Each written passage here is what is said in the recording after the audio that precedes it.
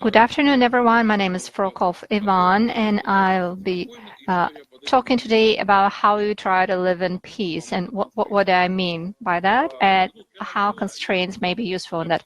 But to start with, I want to share a story, an interesting and instructive one.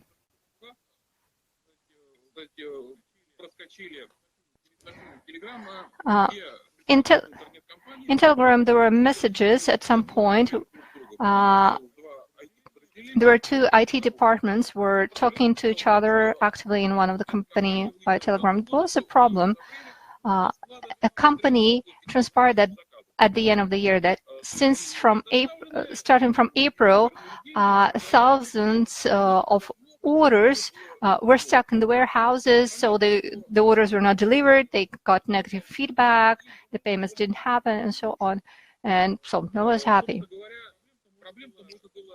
And it would have been easy to track this problem. It would have been easy to check once in a while whether there are some non-shipped orders, and it could have been checked in April or in May, and they found it out at the end of the year. Now, what I do is I support developers, so I don't work with hardware, I work with the developers, and I help them optimizing some stuff and fixing some things. Interesting is that checking the data is something that people are not bothered. That people do not bother doing. And there are no means for checking data very often. So we had a contract with one company that we are migrating their database from Oracle to Postgres and using foreign keys. So we have migrated, but it didn't work with some things because there were some data referencing to something that was not clear. So that's what they had initially, and we didn't, and we were not able to figure it out or what was happening, and they didn't know. So we couldn't complete the migration. And many people think that a database is just a stupid storage, but actually it's not a stupid storage. It's a place where all the business processes are synchronized. And you need to make sure to do something to make sure that you don't sell the same item twice, or you need to make sure that something that was sent to make sure that two couriers do not come to the same client. And when you cannot find something in your database, it's not a good thing too. So if you have a text editor where you're editing some tool, you won't be happy if it loses information or it doesn't function properly. So things have to be done the right way. Unfortunately, the key source of problems in the databases is not the hardware issues, it's the developing issues. Developers seem to be so unhappy, they're so disgusted with this idea of needing to track things that nothing happens. So constraints help us track our errors. I know that I am sounding as though it's like propaganda, Soviet power did, but still many people are not bothered. So how do we avoid issues like the ones I've described? Well, there are two ways. Constraining the wholesomeness or constraining integrity. These means have to be used. Sometimes there is this idea that they're not flexible and administrators do not like them because they get in the way when they have to upload a lot of data. So everything's bad. Well, speaking of flexibility, recently some acquaintances came to me from crypto business, and they asked me to check the transaction. I looked at transaction, and it seems to be okay. 5 Bitcoins are being transferred from one account to the other. And what was the recent course? $46,000 per Bitcoin. And they didn't understand that this transaction, how this transaction got generated and where did the money go. And the worst thing was that it's not their money. And I was happy that it wasn't my problem. You know, when you're doing something serious, when you do serious business, it's best to make sure that there are some checks happening, because it's an extremely unpleasant thing. I don't know how they were proving that there was an error and not their fault. Maybe the best way to live in peace is not to do anything, or doing some good in the world, like finding homes to homeless dogs and cats. So it's up to you. Either you are responsible when writing something and you're checking something, and you bear the responsibility, or you just don't bother. So there are limitations. There is null, there is a primary key, sometimes foreign key, and this is it. And it's sad. So what can we have? Not null. And check. Well, I don't know. I don't remember the last time I saw check. Although it's a good thing. It helps avoiding stupid mistakes, and I'd say 80% of mistakes are stupid mistakes. Like, imagine you can avoid 80% of your mistakes. Isn't it bad? Then unique and primary key, it's almost always there, and there is a thin limiting line. And for you to understand, the constraints unique constraint can be deferrable, and index cannot be postponed or deferred. Surprisingly, very often you see tables without any primary key. Unfortunately, the majority of database allows for that. But if you don't have a primary key in the table, you cannot figure out what kind of line this is. You cannot tell. So this is not data, this is a mess. There is also a good thing in Postgres, is exclude. But it allows to check, to make sure that the ranges do not overlap. For instance, booking rooms in a hotel. I use exclude to make sure that the ranges do not overlap. For instance, the tax may be X between within this time range, and we need to make sure that there is no overlapping. Our company really likes JSON, and I don't remember whether people will be talking about it or not. But there is a GSQL implementation, but it's slow, and it's on C, and of course we would like to have a standard, to have this thing in standard and not as an extension.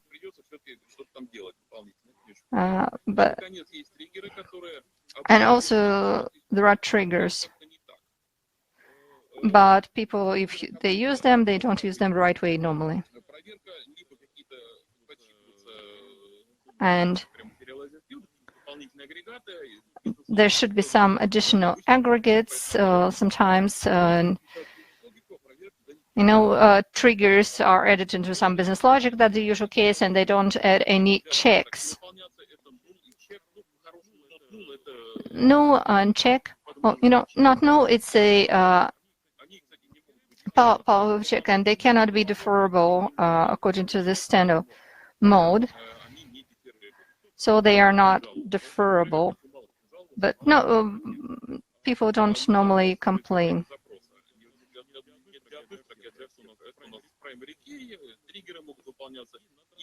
So as for the queries, it's primary key, unique, and for transaction, it can be the same unique primary key, exclude, trigger.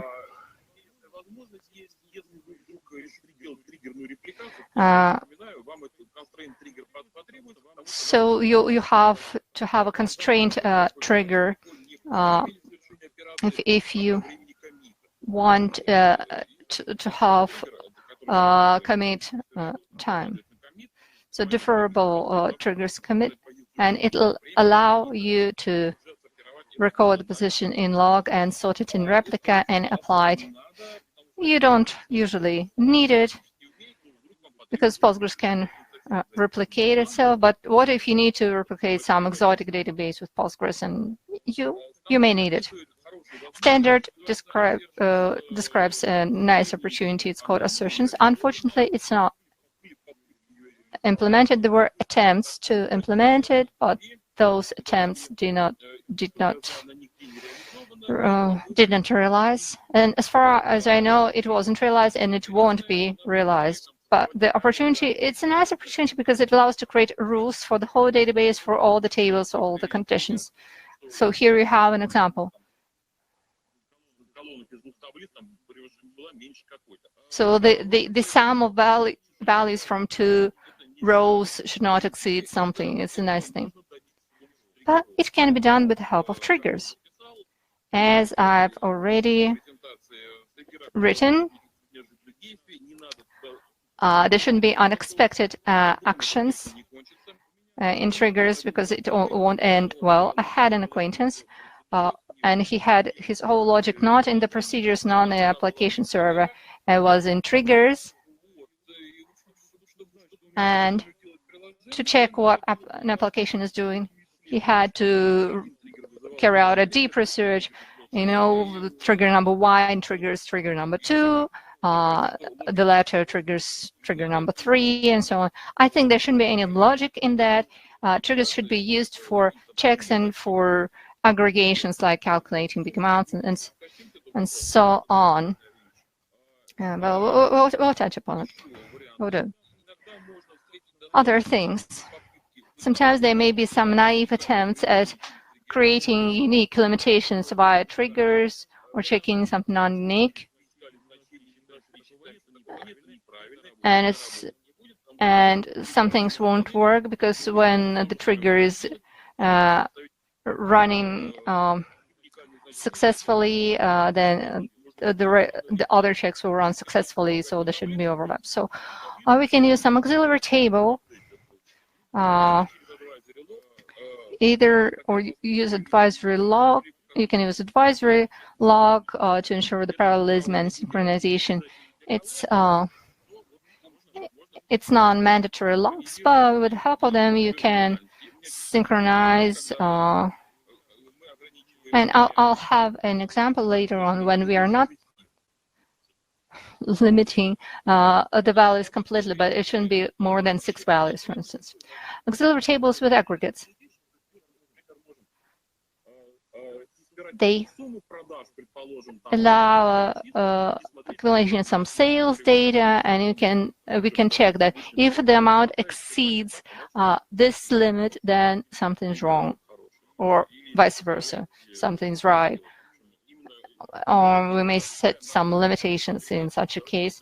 So that's what we can do. And I must say that it's not difficult to write this trigger, but it's tricky. It's not difficult, but it's tricky, and no one was successful in creating this trigger from the very first time. It's not too difficult, but you have to think when you do it.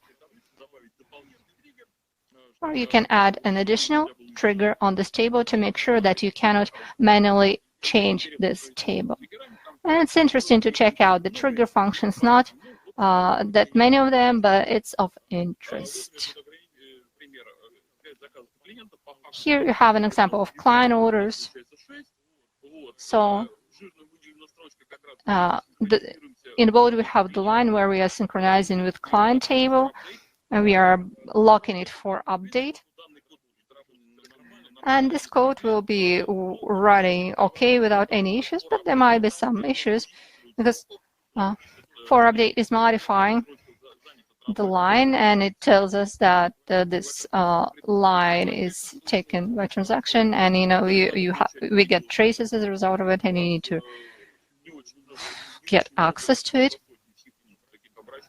And if you don't have too many queries like that, it's okay. But if it's more than 100 per second, I don't know, then it may create a bottleneck.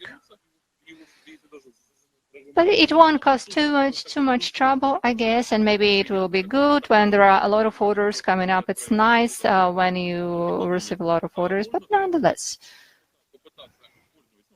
So you may attempt advisory lock, and I want to draw attention to hash and a function, and there is a set of non-documented functions in Postgres that haven't changed for over 10 years, and they allow calculating hash values for different types. This is hash and it runs the calculation. Then advisory lock. They take either one big int or two ints and other values. I can't tell you that I recommend using them, but you need to keep in mind those functions haven't changed and they're not likely to change, but you can create this function as well, run the calculation and cut the bytes, the amount of bytes that you need, and well, when advisory locks may be useful? When we don't want to create some temporary table, well, not temporary table, but the table the lines of which you can use for locking. It's not too bad, but it may lead to troubles when there is a big load, but we need those locks. We need to be able to lock somehow. And by default, there are 64 of them, and it's not enough if you work actively. I think I had up to 20,000 locks like that. I don't remember the parameters now, but I think it's called example transaction. So if you start using that, it may not be sufficient. And the error you'll be getting will be talking about memory, but it's not about memory, it's about the number. There is advisory exact that depends on transactions, and lock stays there until the end of transaction. It's convenient, it's nice, and you won't lose it, and if transaction completes, it automatically goes away. But there are other locks that are not dependent on the transactions. Maybe it also makes sense to use them, but you need to be attentive to them, because if you lose them, you lock everything around you.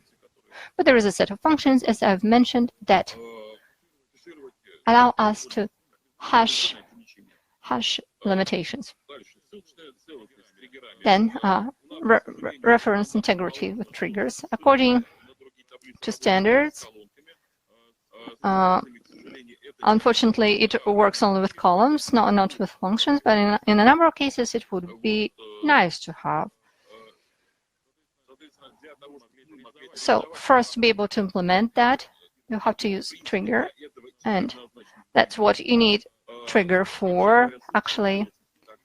And this kind of integrity is based on triggers anyhow. It's just you don't see them, so there is no problem with triggers. That's what you need the triggers for. You will also have to lock key share line in parent table, because it won't allow you modifying the primary key in parent table or removing a line in parent table. So this kind of lock is not too big a lock, but you should remember it, because otherwise you may get incorrect results. So here you have an example of such lock. This is the balance, and each balance has in every line there is a prefix for every company and the accounts themselves.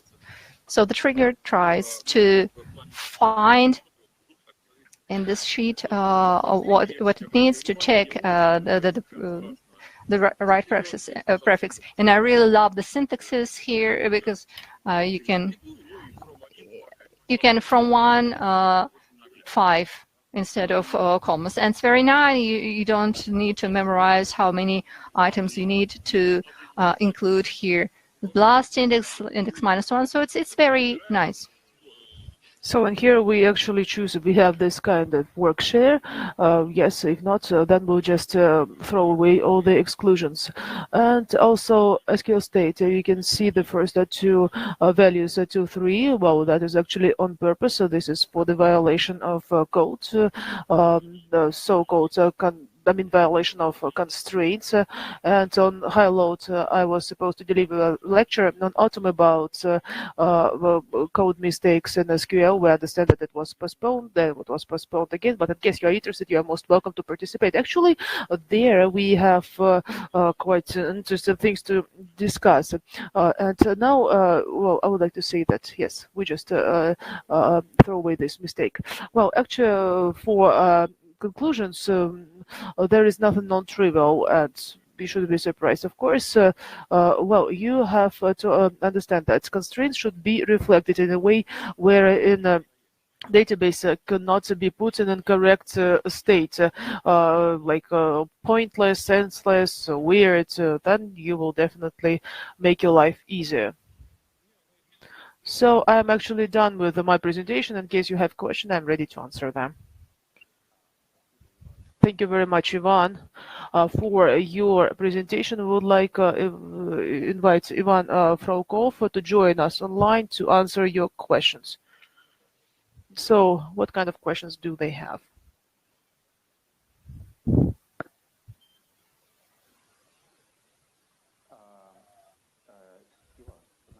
Ivan, so one of the questions written in the chat is as follows. Constraints, triggers, they work really fine in terms of database, but in case of a distributed one, that is absolutely senseless, because right now meta services are getting more and more popular, and that is why distributed databases,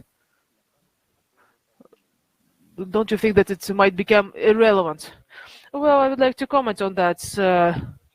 Actually, as for constraints, we have different types of them. We have check, for example, and check works within line, and of course it will be working everywhere, both with microservice. We also have constraints regarding the primary key, and here I would say that it would be a little bit irrelevant to talk about Pixero and triggering values. I would like, well, at least I think it would be useful and logical to use either something Hache values determined for the date of birth, as we talk about human beings, name, family name, or Hashing, or with version 3.5 that they also hashes by their nature.